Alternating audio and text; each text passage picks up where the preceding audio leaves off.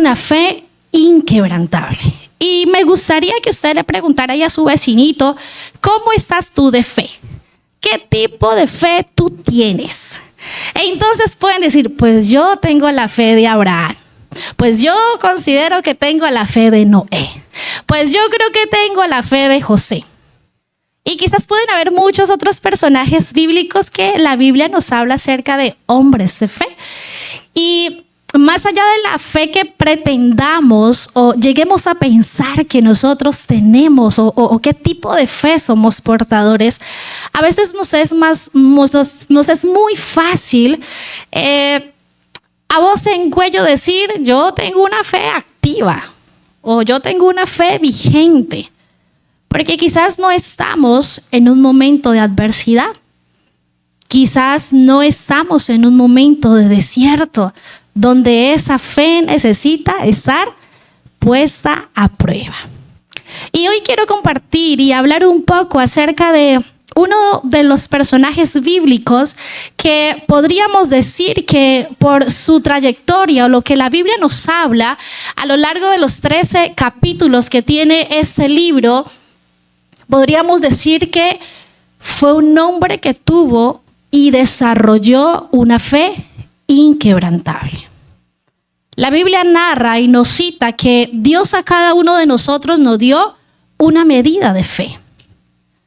Y depende de nosotros si decido quedarme quizás con esa poca o mucha fe que Dios me entregó, o si contribuyo y construyo una fe arrolladora, una fe inquebrantable. Espero que al salir en esa noche de este lugar usted diga, yo necesito y voy a comenzar a construir una fe inquebrantable. Porque vamos a ver este personaje bíblico y este personaje del cual les quiero hablar es un hombre llamado Nehemías. Y para eso vamos a Nehemías capítulo número 1. Antes de ir a la palabra, quiero hablarles un poco acerca de quién era Nehemías. Y el significado del nombre de Nehemías es el siguiente. El significado de su nombre es Jehová consuela o Jehová reconforta. Y ahí es donde debemos aprender, los que se van a estrenar como papás. Es importante que usted se fije qué tipo de nombre le va a poner a su hijo. Y también replantee qué tipo de nombre usted le dio a su hijo. Entonces vemos que lo primero que nos enseña la palabra, o más bien la historia acerca de Nehemías, es que su nombre tenía un significado bastante relevante. Jehová consuela o Jehová reconforta. En el capítulo número 1, versículo número 11, nos habla acerca de que Nehemías era el copero del rey. Pero hay algo muy particular en la vida de este hombre y quizás en la historia nos habla acerca de que Nehemías, siendo copero del rey, estando cautivos en Babilonia, pues él era judío. Nehemías era judío, era parte del pueblo de Israel. Pero cuando ellos son llevados en esclavitud a Babilonia, pues básicamente él nace en un país extranjero. Él nace y se desarrolla a lo largo de su vida en este país extranjero y llega a ser o a convertirse en copero del rey. Pero no solamente se convierte en el copero del rey, sino que siendo copero del rey, él tenía un trabajo muy importante.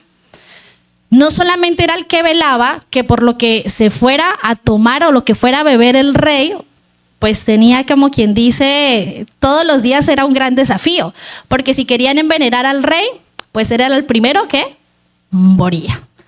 Entonces era un trabajo bastante complicado. ¿Cuántos les gustaría ser coperos del rey?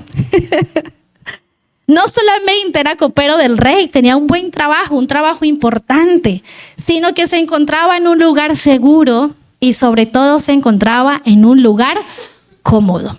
O sea, estaba en un palacio. O sea, que disfrutaba de muy buena comodidad. Pero resulta que a pesar de que él no había nacido en Babilonia, a pesar de que se encontraba en un momento de comodidad, por así decirlo, tenía todo resuelto, resulta y acontece que él en su corazón tenía algo muy arraigado, y es que recordaba cuáles eran sus raíces. Recordaba que él era parte del pueblo de Israel. Y aunque no vivió en ese lugar, tenía arraigado sus creencias en el Dios de Israel, en las promesas que Dios le había entregado al pueblo. Y más allá de que él tuviera arraigado esas creencias, había algo que él tenía demasiado arraigado y había prevalecido en su vida a lo largo de su caminar en este país extranjero. Y a pesar de que estaba rodeado del contexto babilónico, a pesar de que estaba rodeado de una cosmovisión totalmente diferente a sus creencias, él había permitido que la palabra del Señor prevaleciera dentro de su corazón. Era un hombre de oración, era un hombre de la palabra. Era un hombre que, aunque estaba exiliado lejos de su nación, era un hombre que seguía meditando la palabra del Señor. Era un hombre que no era ajeno a la promesa del Señor sobre su pueblo Israel, sino que al contrario, era un hombre que conocía la palabra del Señor. No permitió que el sistema del mundo que lo rodeara permeara sus creencias, permeara sus pensamientos, sino que al contrario, él prevaleció, permitió que la palabra permaneciera en su vida. Ahora, una de las cosas que nos va a ayudar a que nosotros podamos desarrollar una fe inquebrantable es el valor y el peso que nosotros le damos a la escritura del Señor. Porque si yo pregunto acá, como mínimo, más del 80% de los que estamos acá podríamos asegurar que tenemos una Biblia. ¿O me equivoco? Yo creo que sí, más del 80%. Pero ese 80 o más del 80% le estamos dando el uso que amerita la palabra del Señor. Le estamos dando el uso que Dios envía que nosotros hagamos con la escritura. Que la escudriñemos, que la estudiemos, que la meditemos, que procuremos cumplirla, que procuremos ejercitarnos en la palabra de Dios. Muy seguramente ahí podríamos decir, bueno, pues por ahí como que un poquitico. Porque sin darnos cuenta, le hemos restado importancia o valía a la escritura del Señor. ¿Cuántos versículos meditamos en el día? ¿Cuántos versículos nos hemos memorizado en la semana? Muy seguramente no le estamos dando la prioridad que merece la escritura. Y ahí es donde en ocasiones cuando estamos orando, como no tenemos como prioridad la escritura, nuestras oraciones se pueden tornar un poco vacías porque no van acompañadas con la palabra del Señor. ¿Y por qué les digo eso? Porque Nehemías fue un hombre de la palabra, un hombre donde la escritura prevaleció en él y se vio desarrollado en la oración que él hacía. Porque, me adelanté un poquito, Nehemías, en la posición que estaba como copero, resulta y acontece que uno de sus hermanos y otros hombres habían ido a Jerusalén a hacer de visita, por así decirlo. Y cuando ellos regresan, entonces Nehemías siente curiosidad y les dice, oiga, ustedes fueron allá a Jerusalén, ¿cómo vieron la ciudad? ¿Cómo se encuentra la ciudad? Y oh sorpresa, eso lo encontramos en Nehemías capítulo número 1. Y entonces le dicen, pues Nehemías, sencillamente la ciudad está destruida. Las murallas, que eran unas fortalezas que guardaban la ciudad, esas murallas estaban destruidas. Resulta que capítulos, o más bien un libro de la Biblia antes, Esdras, nos habla acerca de que ellos intentaron como nación nuevamente reconstruir las murallas, pero hubo demasiada oposición, a tal punto que ellos dijeron: ya dejemos esta ciudad en ruinas. Vivamos como estamos viviendo, porque intentamos levantar la muralla y vienen demasiados obstáculos. Entonces, a pesar de que habían pasado tantos años, la ciudad continuaba en ese mismo estado, desprotegidos. Y entonces, muy seguramente, Nehemías dijo: bueno, pues tantos años ya tienen que quizás haber levantado algunas fortalezas. Y se encuentra con la noticia de que no. Sencillamente Jerusalén se encontraba de la misma manera. Se encontraba asolada. Se encontraba sin fe, peor, fe inquebrantable. Se encontraba totalmente devastada. Y el versículo número 4 de Nehemías capítulo 1 dice así: lo que pasó cuando Nehemías escuchó cómo estaba la ciudad. Cuando oí esto, me senté a llorar. De hecho, durante varios días estuve de duelo. Y no solamente eso, sino que mire esto espectacular que hizo este hombre. Dice que ayunó, oró. ¿A quién oró? A Dios. ¿Dónde él aprendió esto? No a llorar. ¿Dónde él aprendió la importancia del ayunar, del orar, de clamar a Dios? En la Escritura. Recuerden que él o la palabra había prevalecido en su vida. Entonces fue un hombre que cuando se le presenta o le cuentan lo que está sucediendo, dice que él se aflige en su corazón. Y no solamente eso, sino que versículo número 5, él comienza y levanta una oración. Y quiero que leamos esta oración. La palabra de Dios dice: y dije: oh Señor Dios del cielo, Dios grande y temible, que cumples tu pacto de amor, inagotable con los que te aman y obedecen tus mandamientos. Versículo número 6, vamos hasta el 9. Escucha mi oración, mírame y verás que oro cuando día y noche por tu pueblo de Israel. Era un hombre que ni siquiera estaba pidiendo por él mismo. Confieso que hemos pecado contra ti. Es cierto, incluso mi propia familia y yo hemos pecado. Siguiente versículo. Hemos pecado terriblemente al no haber obedecido los mandamientos, los decretos y las ordenanzas que nos diste por medio de tu siervo Moisés. Te suplico que recuerdes lo que le dijiste a tu siervo Moisés. Si me son infieles, los dispersaré entre las naciones. Eso ya había sucedido.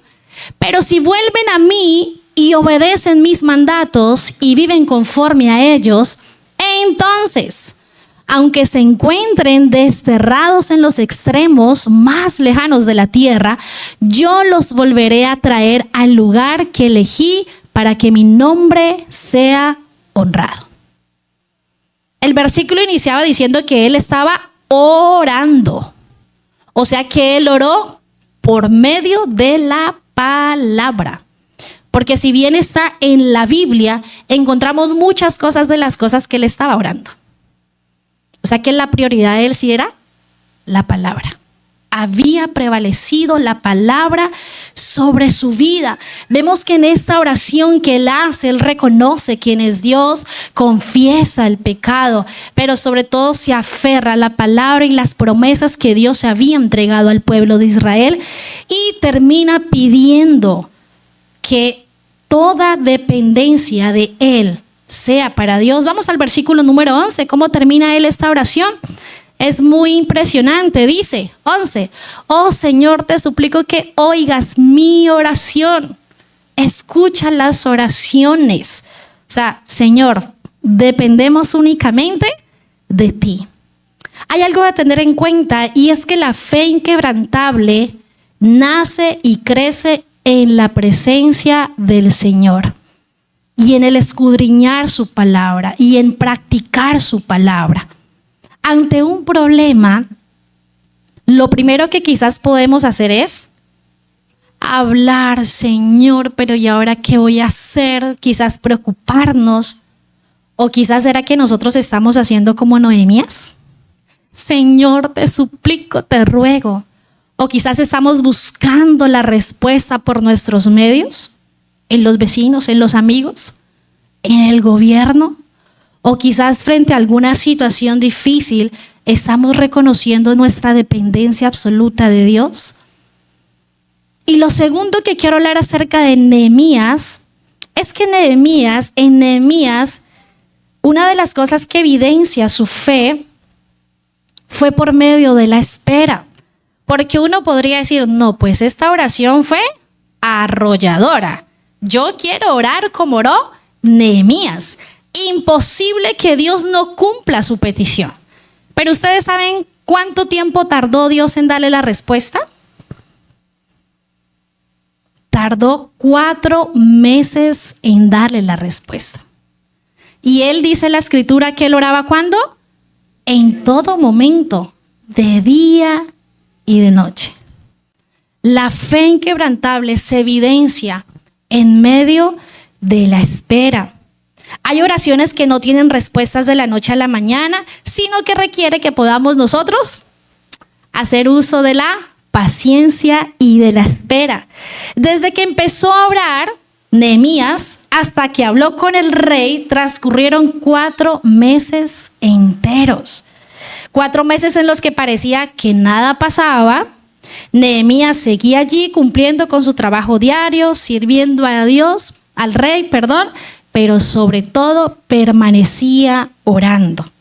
Y algo impresionante es que cuando Nehemías sigue en ese proceso de seguir orando, voy a parafrasear el capítulo número 2 por el tiempo, y resulta y acontece que en uno de esos, para cumplirse los 4 meses, en uno de esos días mientras él servía al rey, dice que el rey lo vio como cabizbajo, lo vio triste.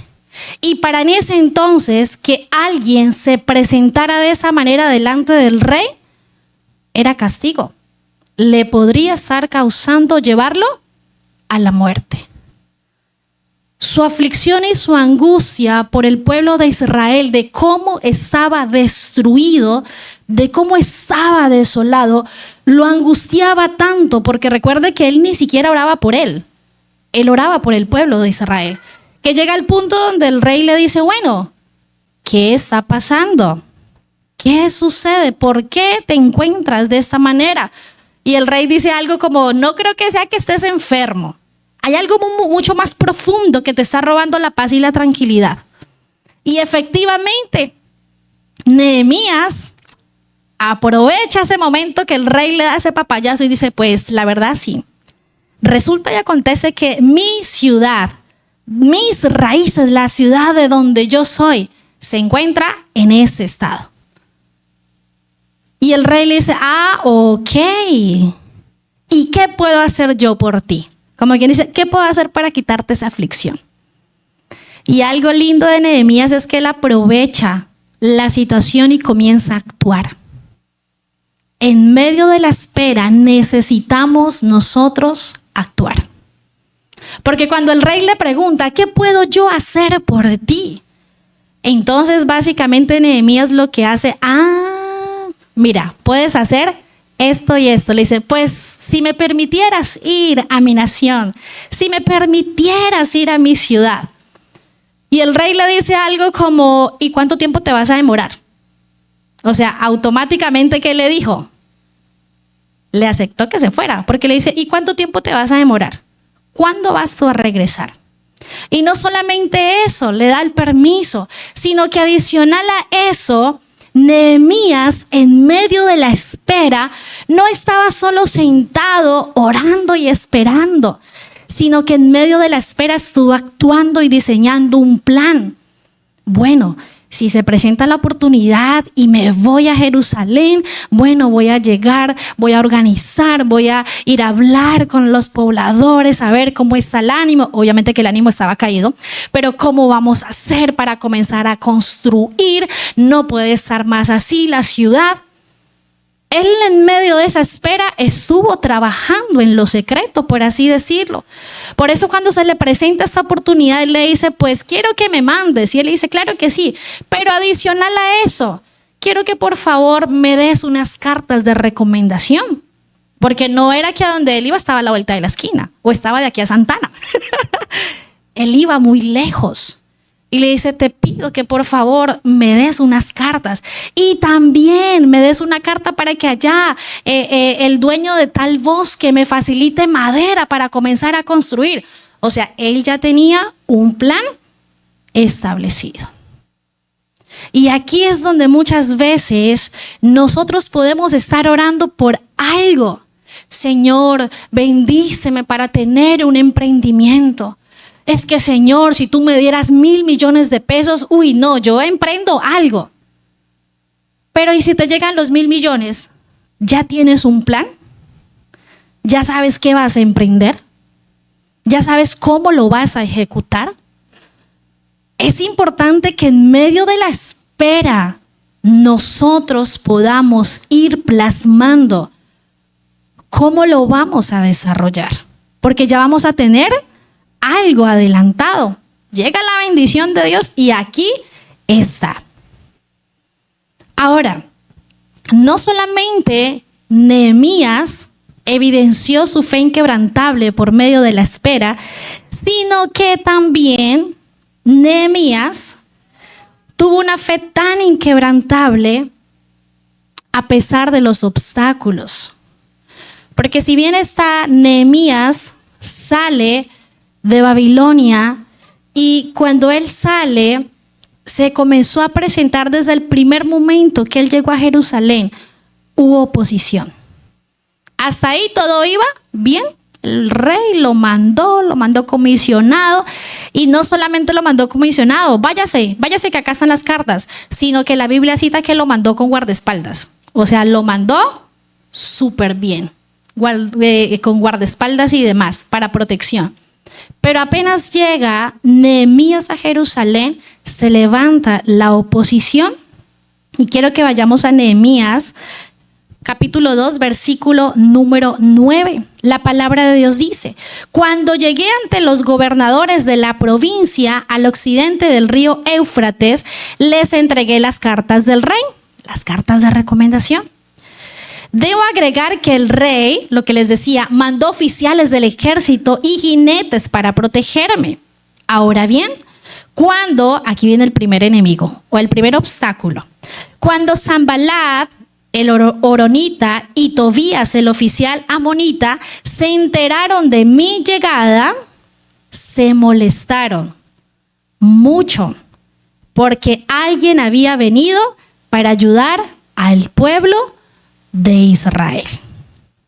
Entonces vemos que inmediatamente él llega, se presentan obstáculos, hubo oposición, hubo burlas y a lo largo, porque el libro de Nehemías tiene 13 capítulos y a lo largo de los 13 capítulos no solamente cita a estos opositores a lo que él quería hacer, no solamente lo cita en el capítulo número 2, sino que a lo largo de diferentes capítulos, específicamente en el capítulo número 4, nuevamente ellos comienzan a levantarse y a colocarle demasiado tropiezo a Nehemías para que no pudiera avanzar en lo que él quería hacer. Había oposición, habían burlas desde el primer día. Y habrá momentos donde nosotros podemos decir, yo tengo fe para hacer eso, pero muy seguramente se levantará la burla, se levantará la crítica. ¿Usted de dónde? ¿Cómo? ¿Su familia? Y ahí es donde nosotros debemos de tomar la decisión. Si voy a permitir que esos obstáculos me frenen a lo que soy convencida que Dios hará en mi vida, ¿voy a hacerle caso a esos obstáculos? ¿O voy a romper esos obstáculos y a creer de lo que Dios haría sobre mi vida? No solamente Nehemías se enfrentó a estos personajes, sino que también luego de que él llega, dice que durante 3 días estuvo quietico. Al tercer día, dice que al anochecer, él escoge algunas pocas personas y él va a inspeccionar la ciudad. Él va a inspeccionar en qué estado se encuentra realmente la ciudad. Y efectivamente estaba demasiado devastada. Estaban esos muros demasiado arruinados. Uno de los obstáculos que se puede presentar en nuestra vida es que tenemos fe de algo que Dios nos prometió, pero a nuestro alrededor, con nuestros ojos naturales, vemos que es algo imposible. Oras, clamas por tu hijo, por la conversión de tu hijo, pero dices, entre más oro, entre más ayuno, es peor. Se revela más, está más rebelde, está más insoportable. Bueno, tú decides si te haces a un costado o sigues prevaleciendo, sigues teniendo una fe inquebrantable para sobrellevar esos obstáculos. Nehemías no ignoró los problemas, ni siquiera huyó de ellos. En la posición que estaba Nehemías, él estaba cómodo. Tenía su trabajo seguro, vivía en el palacio. Él sencillamente al ver, no, se me están oponiendo estos 3 hombres, no, eso está muy duro, eso está muy complicado, yo mejor me voy a regresar. Él podía hacer eso, pero él no huyó, sino que a pesar que vio la realidad en la que se encontraba, él permaneció y al contrario, se levantó y edificó a pesar de la oposición. Y en Nehemías capítulo 2, versículo 17 y 18, ya cerrando este capítulo, él dice lo siguiente: pero ahora les dije, ustedes saben muy bien las dificultades en que estamos. Él estaba frente a la ciudad expresando esto. Jerusalén yace en ruinas y sus puertas fueron destruidas por fuego. Pero esto me encanta. Dice, reconstruyamos la muralla de Jerusalén y pongamos fin a esta desgracia. Después les conté cómo la bondadosa mano de Dios estaba sobre mí y acerca de mi conversación con el rey. O sea, él comenzó a contarles. No, es que yo no vengo aquí por el azar, sucedió esto, me enteré de estas noticias, estuve orando, estuve ayunando y mire, el rey me envió. Continúa diciendo la palabra del Señor. De inmediato contestaron, sí, reconstruyamos la muralla. Así que comenzaron la buena obra. Pero versículo número 19 continúa diciendo, sin embargo, cuando Sanballat, Tobías, y aquí se suma una tercera oposición, y Gesem, el árabe, se enteraron de nuestro plan que iban a reconstruir, se burlaron con desprecio, diciendo cosas como estas. ¿Qué están haciendo?, preguntaron. ¿Se rebelan contra el rey?